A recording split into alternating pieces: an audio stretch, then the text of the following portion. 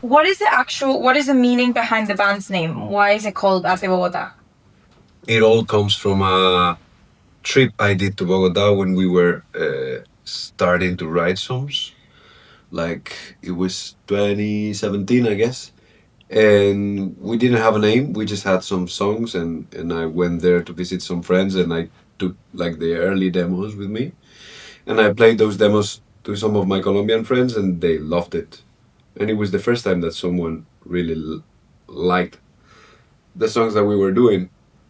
So I came back to Spain. I told the guys, I told them about the different adventures that I lived in Bogota with my friends and with the demos that we had made. And we were looking for the name, and we already had the Arde kind of clear, but we didn't know what was burning. So one of them, I guess Jota, said like, should be Bogota, like Arde Bogota. And I said, no way. And the other three said, yes, it's really cool. And now we're named that way for the last nearly 10 years. Amazing. I'm not guilty of that. Yes, you are. You claim that when you're drunk. Okay, so I guess it's true. Along the line of that, can you tell us more about how you started making music as a band? Well, Danny and I met each other for a long time, and we had a band together. And we were playing after a time without playing together. We just gathered again, and it was like, okay, so we got some chemistry. Cuando nos juntamos, and we got some chemistry. We should make a band again. And we were looking for a bass player, and I, uploaded these posts on Facebook. Like class, looking for a bass player for a funk project.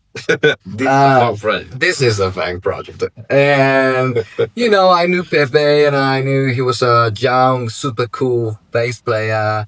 I knew him from high school, and we just gathered the three of us, played a little, jammed, and we felt cool connections. We made nice music together. Like nothing sort of related to what we do now, but nice music anyway. But we were lacking a singer. And that's how, because of chance, or destiny, or as you may call it, Danny and Antonio met one night, random night in Murcia, drinking and talking about the situation of national rock and Spanish rock and all that, and what was lacking, and what was missing, and what they wanted to do. So he said he wrote songs. He said, "Oh yeah, really? Got a band?" So they, gave each other, interchanged numbers, and we listened to the song he had just on an acoustic guitar. It was, terrible in sound, but it was like promising. So we met each other the following day, I guess, 2 days later. Tried to jam to that song, and it felt really good, really, really good. So we decided to keep going. Along with that, with what you mentioned about the Spanish rock, one of the questions is a quick question on the music scene in Spain. We're experiencing a wave of new Spanish artists from any genre reaching great success internationally. How do you feel about this peculiar moment in the Spanish music industry? I think it's a great moment for Spanish music. Like Rosalia might be the pinnacle of it, but there's a lot of people doing very interesting things.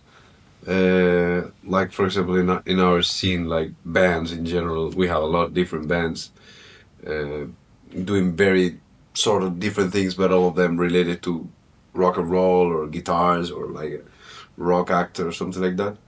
But you also find a lot of different proposals like Guitarrica de la Fuente or I don't know, people from the world of hip hop. A lot of them jumping away from the Iberian Peninsula and traveling the world. And I guess it is because for a long time it has been like generating, like something was growing in there and it finally exploded and we're seeing it. And I guess I'm glad that it got to Italy. Like they heard that we were doing something else than Scape, because it's like the kind of band that I know that everybody knows in Italy.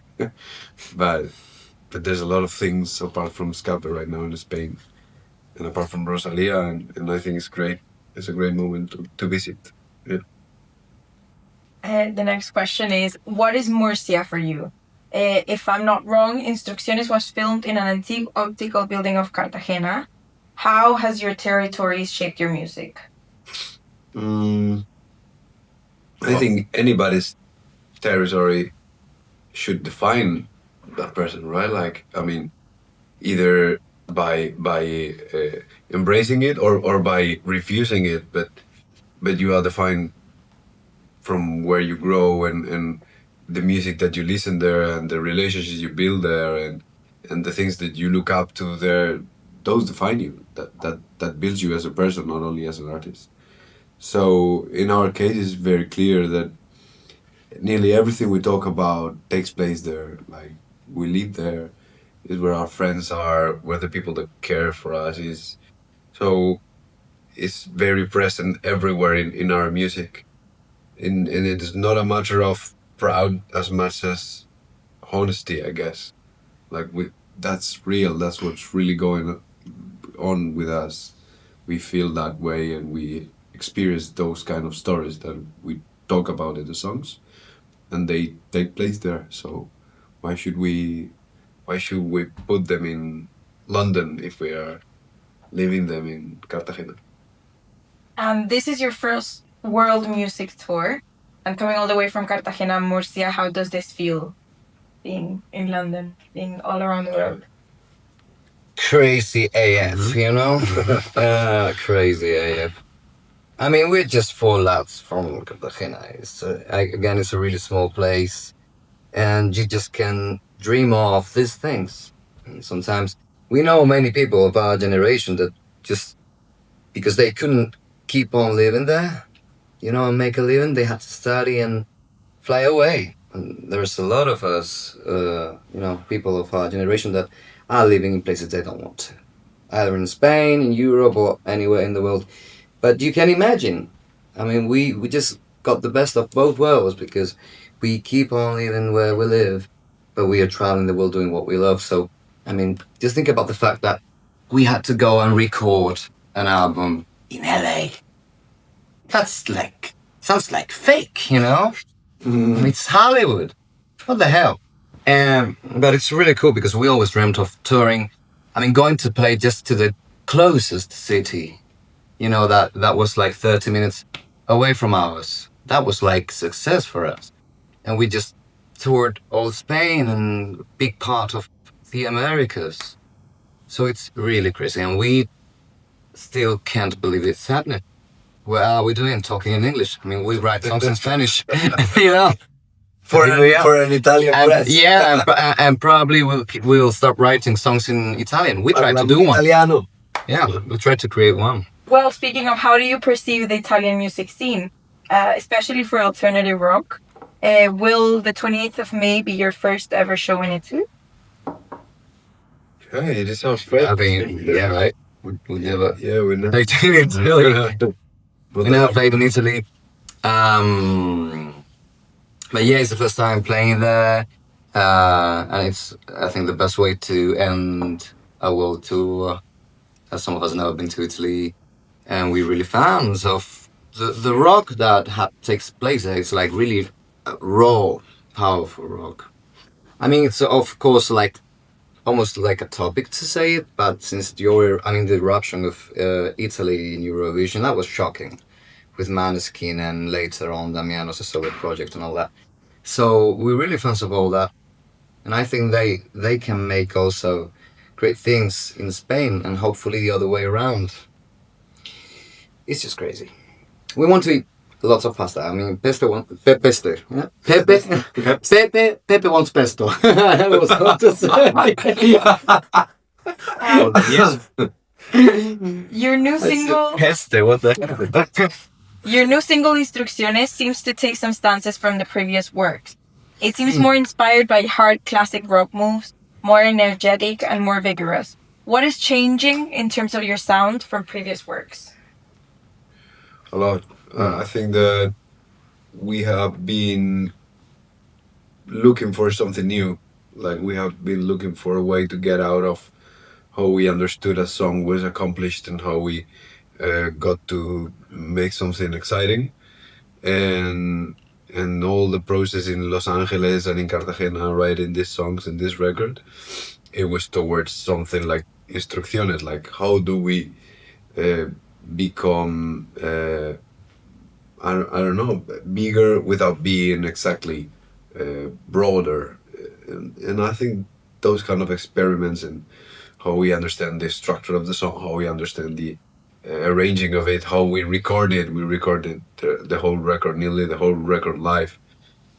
All of those little experiments, the sum of them builds this sound and these songs, and yeah, and this attempt to go one step beyond. And then final question from Brooke. Instrucciones is also a metaphoric recipe or story about people's capacity to defend themselves by creating structures or infrastructures that can harm other people, intentionally or not. Seems quite a caption for today's day to day.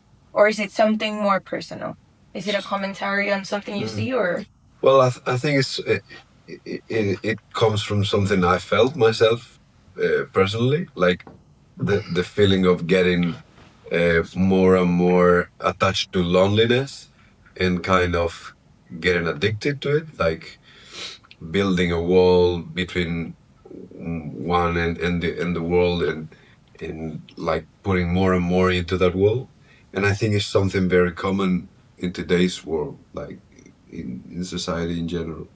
I feel like the whole way of building societies now and how we communicate and how we um, build relationships and how we spend our spare time, it is all built for you to get more and more individual and lose yourself from the fact that you are absolutely obligated to live in a community and communicate and relate and try to find love and care for others.